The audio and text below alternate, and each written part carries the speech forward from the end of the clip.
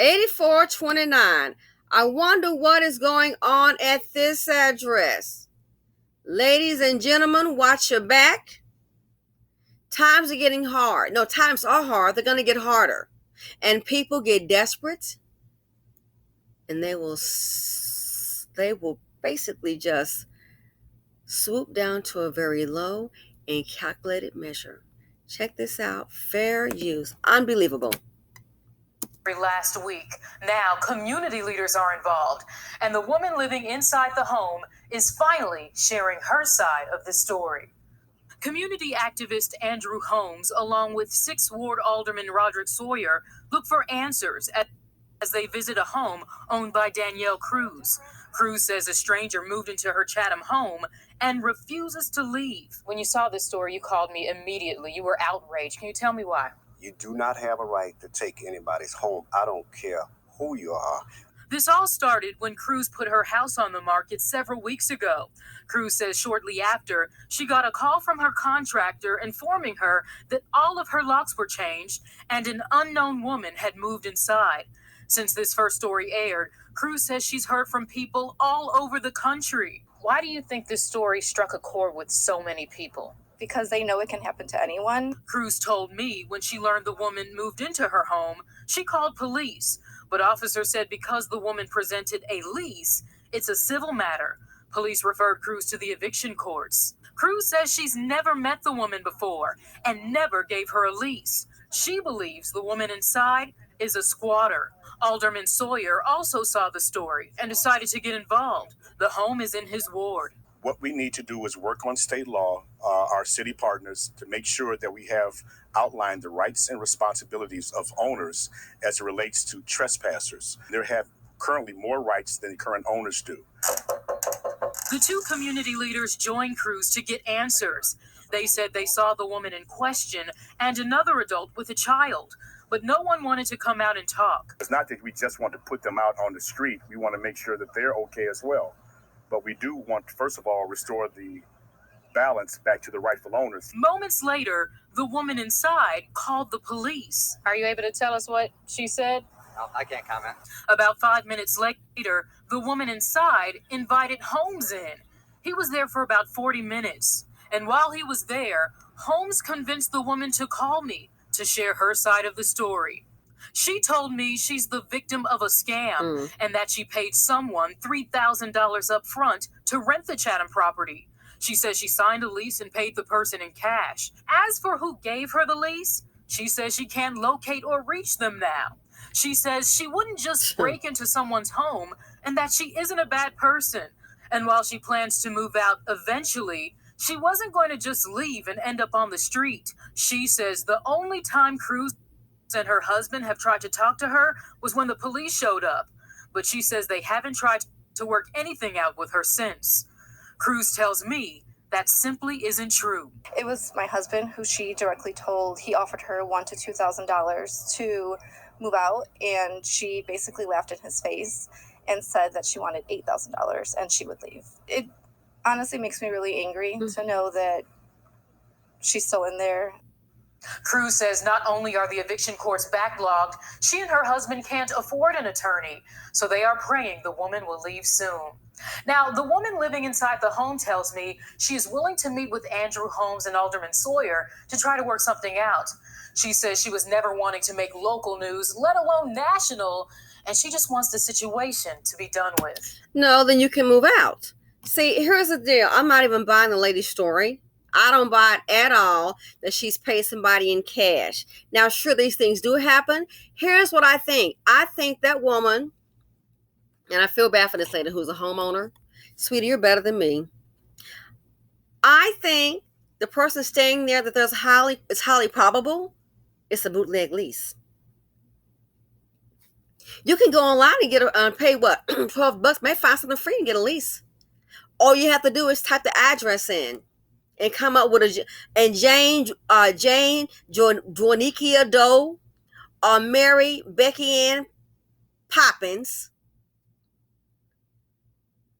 and you X amount of dollars and create a fake lease. I think it's a bootleg lease. Now I can't find the person. Oh, I paid her in cash. No, I think it's one of those people that's real desperate. In Palm Beach, I've heard of this happening before. You have a summer home, Palm Beach, you can even have a gate. They'll pop the lock real quick. Not only move in, heck, they'll sell it. Oh yeah, set up a company, get one of those month-to-month offices, have letterhead, even set up a bank account in a different county, and then sell that house. Get that person's check. The check is mailed out to the company. They do it for a while. Then they get the cash out, and they're gone. So I don't buy that she is a victim of a scam. Not buying it at all. I think she became desperate. She and another adult and another child became desperate, might have been dealing with the seed of poverty and came up with this plan. And people like that, I have no sympathy for them because they don't know how to think to do something good, but to do evil, boom, they up on it. Someone put a scripture in one of the comment sections on a video I did, I think yesterday. Oh my gosh, thank you so very much. That sums it up. So this right here, I don't buy it at all. It's a boot. I think it's a bootleg lease that she probably went and paid, got that at maybe an office supply place or online, put the address in with a fake name. Oh, I paid cash. Now, oh, I want $8,000. Most people, when they've been victims of a scam, you've seen on news reports, they'll come out and talk to the news. She won't even come out because I think she's lying. So the reason for the video, this could be the new scam. But see, this lady and her husband, girl, y'all better than me. Because let me tell you how simple it would do. The police already said it's a civil matter and to file, what do you call it, for an eviction? Yeah, go ahead and file eviction. It's going to be cost. It's going to be a backlog. But here's what I would do, sweetie. Y'all must be some really nice, sweet people. Aww. I would move in there too. Oh, yes, it's my house. I would have papers from, not like move in, but I would have papers from the bank. And I would go ahead and have those locks changed. I would have that front door. So, oh, I'm doing, it's my house. Here's a mortgage paper. And I would be there with the contractor. And I would take the door off the house. Take all the doors and the windows off the property. Take the doors off the house and the windows. The central air conditioning unit, I would go ahead and have that pulled. You're not going to have any AC because you're trying to run a game on me. Oh, yes, I would. I would have it pulled. Now, first thing, you want to also, before you make a move like that, what I would do is go ahead and lawyer up. Run by, say, hey, here's what's happening. Here's my property. I have to prove. So I want to get a contractor and maybe do some renovations, like take the doors and the windows off, kind of air the house out. Kind of got a bad feeling in it, a bad feeling in this. Maybe do some sage. But a person is there that's obviously a squatter with a so-called lease that I don't have a copy of. So I would talk with an attorney and go over my options. And it's like, hey, this right here, since I'm a homeowner, I can be protected. Oh, yeah, I would take the doors off the house, take all the windows out. And I think I would go and get a contractor and say, oh, yeah, the bathroom, go ahead and put a lock on the bathroom door, but we're not done. I need you to get 10, maybe 15 sheets of plywood. What you're going to do is, if there's a window, put plywood on the inside of the bathroom and some plywood on the outside. Now, where the door is on the interior of the home to the bathroom, if there's a door, put a lock on it. Then I want you to put a sheet of plywood and another sheet of plywood. I would have about 10 or 15 plywoods to that bathroom door. 10 to 15 sheets of plywood to the bathroom door. You and I be using the bathroom. And take the windows and the doors out, because I'm doing some construction. I don't know who you are, and I would make sure I have those papers on me at all time and explain to the contractor, here's what we're doing. And she can call the police, and I have my paperwork too. She should have came with her mortgage papers. I would have had my paperwork too. This is my house. I would even go to the bank and go get a letter from the bank. Get a letter from the bank, let them know, here's what I need to show the certified ownership. That's what I would do. And she can call the police. She got her lease. I got a mortgage company and a letter from a mortgage company. So therefore, how can I be trespassing? It's my property. And that information is on record at the courts, at any records building in the county. I would have all of that with me and take those doors and windows off and nail that bathroom shut. If it's an AC unit, I will have an AC unit disconnected. You're going to learn today. Oh, that's mean. Well, it's mean to her too. For this homeowner, I want 8,000. She want to do a shakedown. Oh, sweetie, I'm finna shake you down today with no AC and no bathroom. If the utilities are on in your name, turn the utilities off. Really, turn the water off. Turn the lights off. Remove the AC unit. So that right there, if she wants to get some air, you have to go ahead and have a new one installed. Those cost thousands of dollars. So it's a way around it, boo-boo. Yeah. Take the doors and windows off. Pull out that AC unit, that central air conditioning. Have it turned off, disconnected. I would just have it taken away if I got to pay somebody and put it in a storage. That's what I would do. You're going to learn today. If not, I'm moving in. What's for dinner? Desperate times call for desperate measures. And to think, as far as I don't buy that one bit that she's a victim of a scam. Most people when they're victims of a scam, they always come out. Last, check this out.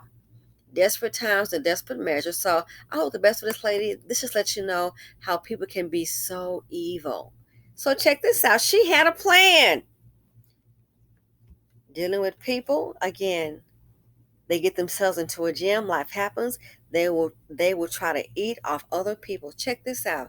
She was going to lease out maybe pay off her mortgage faster.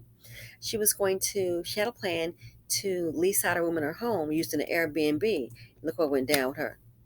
A way to goddamn pay off my mortgage a little better, a little quicker, or whatever. So I put this ad out or whatever, saying I was looking for someone to sublease one of the rooms in my house or whatever. It was gonna be supposed to be like this real smooth transaction, whatever. Went on vacation or whatever. The person was supposed to be gone 3 days prior to my return. So I'm talking to my housekeeper or whatever, XYZ. She's like, yo, that person is still here in your house. What do you mean they're still in my house? It's supposed to be gone. So when I get back and touch down in the city, this is still here in my house, okay? Refusing to leave. So I didn't know what to do. I'm used to this shit. So I go down and I do there you go, y'all. Oh, straight to the kitchen. I can't believe it. I ain't going nowhere. So deal with it. Oh, what'd she say? Straight to the kitchen. I ain't going nowhere. So deal with it. Wow. On top of her ass just intruding into my home, she disrespected. You know what I'm saying? And like I said, I've been trying to do the right way. I went down there. I got the all the paperwork that I need to do to get her ass evicted out my house, whatever. But that shit is a process. I have to go through protocols and all the other stupid legal blase bull. And then I just the police just left my house, and I'm like, get this out my house. They're like, oh, she's a tenant now. She's a tenant. There's nothing. You and the police, okay? My door. That's all I know. Your door. This is my house. How about you get the out of my house? How about that's what you do? How about you get the out of my house? How about you get the out of my house? How about you get? Calm down, baby.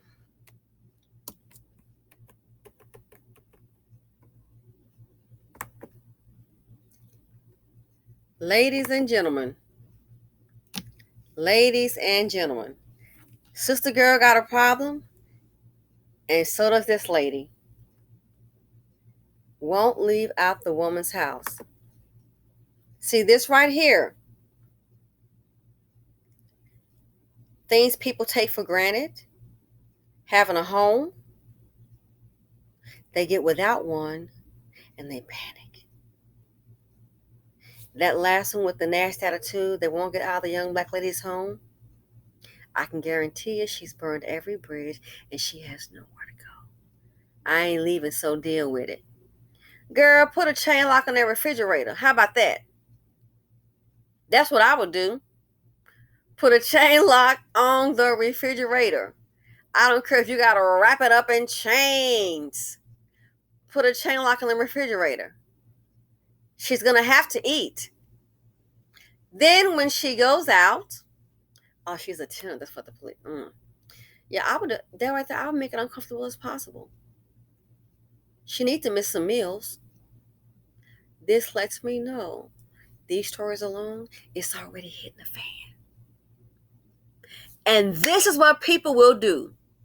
When she got to the woman's house or the Airbnb, it was pretty much like saying, hey, you're going to be outdoors or have shelter. She knew darn well she wasn't going to stay. See, here's the whole thing about people. I heard about a guy doing this outside the country, and he was in some lady's house, an Airbnb. He stayed there. I think he was in London or something. It was crazy. Can't recall the exact place, my bad. But he was like there for 6 months. And so he was going around Airbnb and would move out and all these evictions. And that's probably what Bad Bill was doing. I ain't going nowhere and deal with it. Knowing all along she's not supposed to be there invading someone's house, but see, when you're so even, it's so desperate. I guarantee you, she has no money and nowhere to go, and she got a nasty attitude and has burned every bridge. So if you're thinking about Airbnb, you may need to look at your contract and maybe update it that if the person stays beyond the deadline, puts in a fine print, stays beyond the deadline, they waive all right to any tenorship. They'll be paying $500 a day. Maybe throw that in there and just, run it through your attorney. How are you supposed to rest in your home and the evictions are backlog? That person may be in that house another month, if not longer. Some places they were saying before the evictions in the courts were like 3 and 4 months behind. So this right here, the serenity of a home, a lot of people are going to be losing that. The serenity of a home, the peace, the protection that a home offers, a place to lay your head, shelter. A lot of them have lost it, are going to be losing it, and this is what they do. Change the locks and just take you home, or come in under an Airbnb knowing they have no intentions of leaving. They probably already checked the laws and the statute in the area. Yeah, they can call one of those places for like tenants' rights. Tenants' rights. So welcome to the new normal. I would advise anybody, if you can suck it up, buttercup, I wouldn't do any roommates, Airbnb in my home. I just wouldn't do it.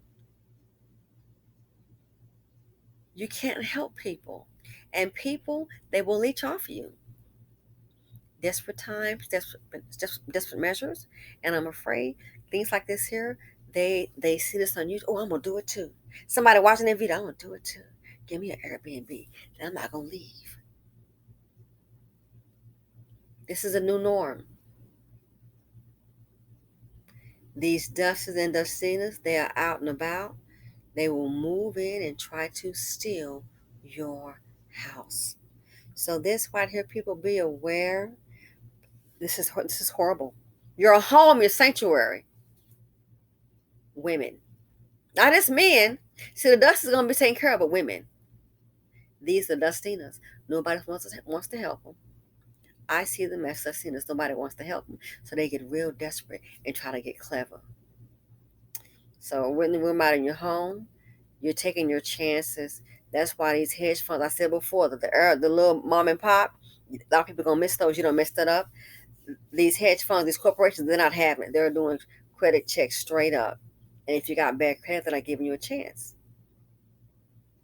It's already bad. So people may just try to stay there and take advantage of them. That they're not having it. I know someone, they even want to know if you have any assets. If you don't have any assets, like a savings account, a stock portfolio, well, I got good credit, I got a job. They don't want to lease to you. He's already said he's not going to. Oh no. The person just has a job. They want to know what the balances are. Well, I got 5. That's all you got saved up. Not gonna lease to you. And I thought, wow, that's really that's really personal. Looking at this, I see why. So beware the Dustinas along these Dusties. They are everywhere. People, They are trying to run game. They will make your life a living hell. They will. So beware. There are dust out there. You just can't help people. I hate to say it. We're at a chance right now. Self-preservation. When it comes to bringing them into your home, baby doll, don't do it. It is just not worth it. And I'm out.